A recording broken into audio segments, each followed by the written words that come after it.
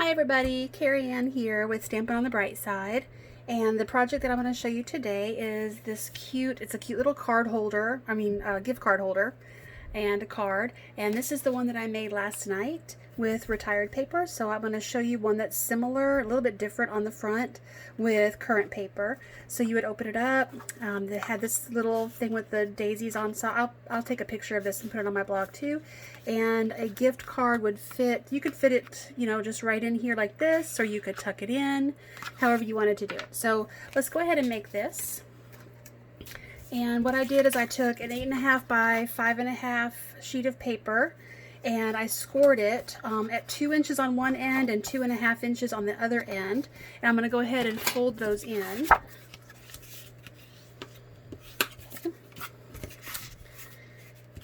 Make sure they're straight. And we can go ahead and adhere the paper down. So it's going to look like this. So if you have directionality on your paper, you want to make sure, I think like this, I think it's fine either way, but to me that looks upside down. Maybe it doesn't to you, but it does to me. So I'm just going to make sure that I glue it like this. And that side's pretty too, isn't it? With a different background color probably, but still.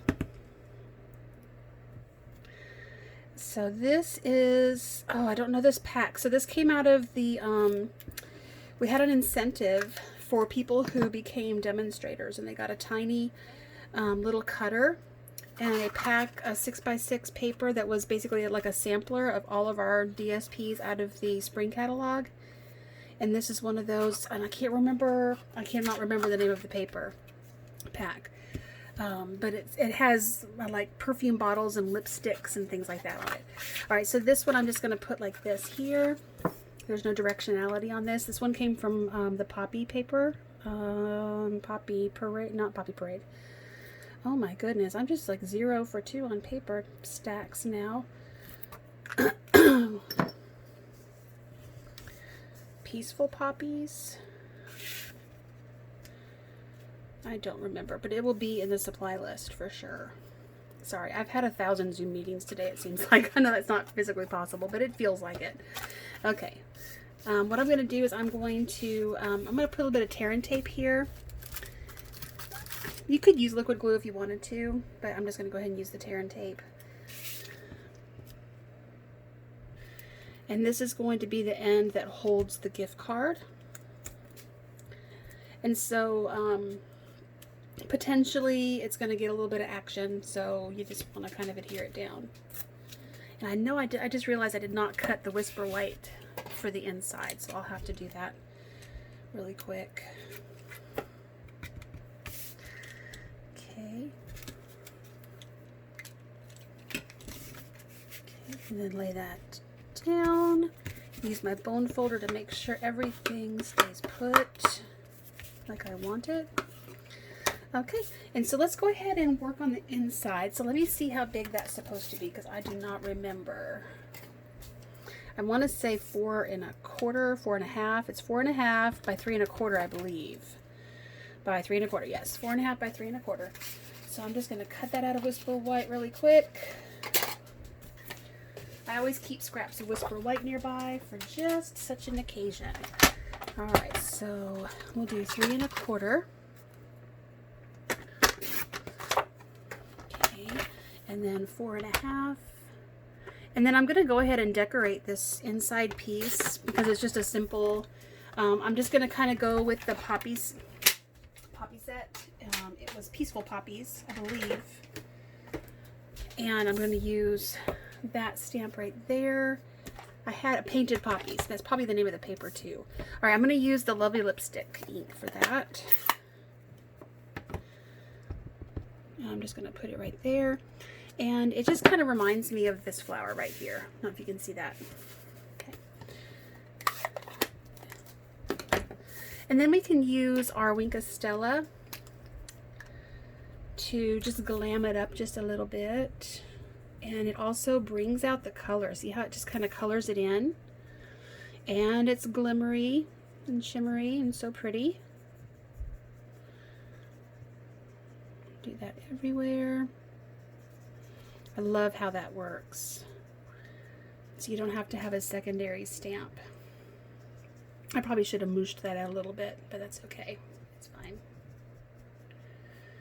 Okay. So pretty. So that part of the card's done. And so, I mean, like, you could literally just go ahead and stick that. You might want to make that a little bit more. You can stick that like that, put it down like this, however you want to do that, it's fine. So let's go ahead and make, this is the tricky part, this outside part. I've been playing around with it a little bit. I'm not 100% sure I like what I've been doing. So I kind of, you know what, okay, this is what I've been doing. Let me show you. That's why my paper is messy, because I've been practicing, coloring with blends, and I just have not really settled on one. I kind of like this one the best, but I'm just not sure how I feel about it. So, and I'm also not really sure what I want for my background paper. Kind of leaning towards this one a little bit.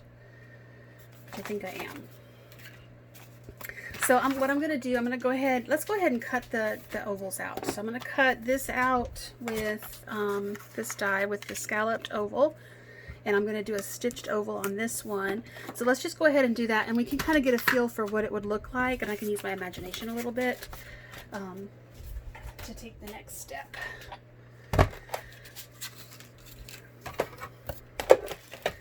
I don't normally start a video or do a video where I'm not entirely sure what I'm going to do. But like I said, I've had a lot of meetings and it's been a lot of different things. So not necessarily all school related.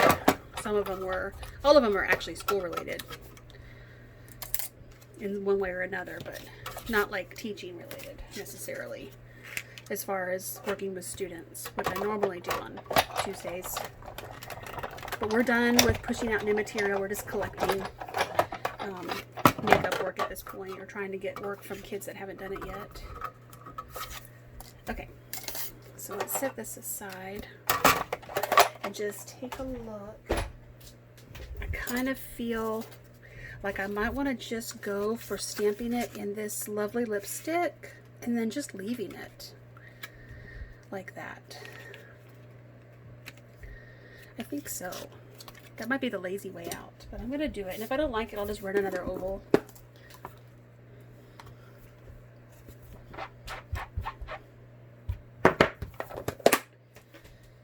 Okay, I love my chamois.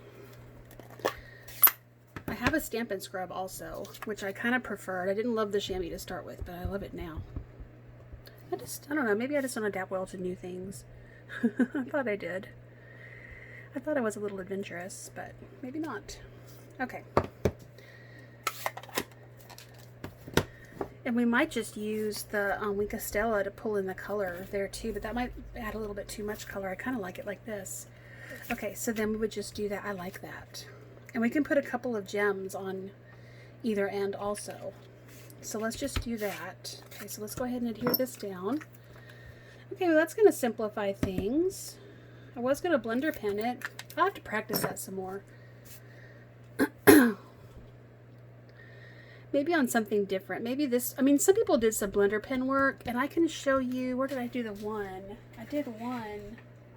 Oh yeah, this one right here. I like this one. I actually used the color, I call it the color picker upper. What is it called? It's called the color lifter, to lighten it around the bottom a little bit. So I do like it. It adds a little bit of depth to it, but I'm not entirely satisfied with my coloring abilities quite yet.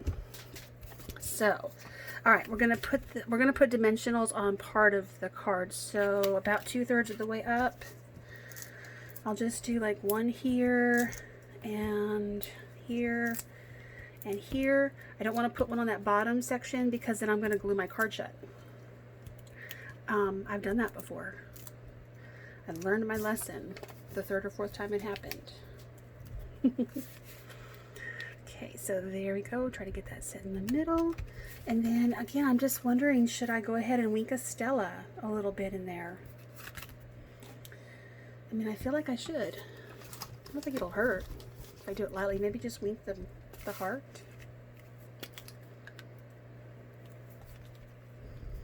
The light wink is really actually kind of dark, so I don't know. I don't know that I want to. Maybe just the heart.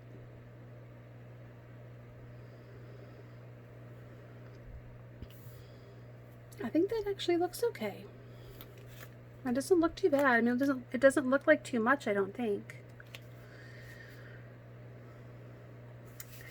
Let's do it. Let's do this part anyway. And we can at least maybe go down here and pull out some color where they have it shaded. And just wink that part. Yeah, I think that's okay. I think I like that. Okay, get the pink off my brush. And we want to put a little jewel. It looks crooked. All right, so let's see if we want to bling anything up. I was looking at I have the holiday rhinestones, but none of them are a really good match for this. Oh, but the champagne one might be actually. I have 3 little champagne rhinestones left that kind of maybe go with this pink. Should I just put 3 right down there? Not quite so far away, or just 1? Maybe just a pearl. Maybe just do a pearl. Like the medium-sized pearl. I really like to look at the pearls. I don't use them as much as I should. That's kind of pretty. Maybe I should do one at the top too. I think so. Okay. So yeah, I think I like that.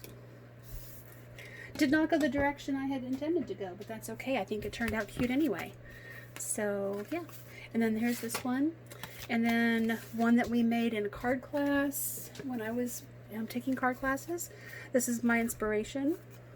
Okay.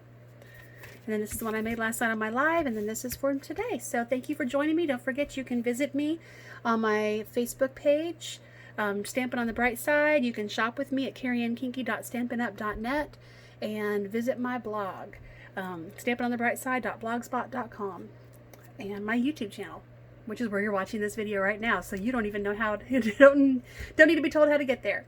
All right, so thanks for coming, and looking forward to seeing you again. Bye.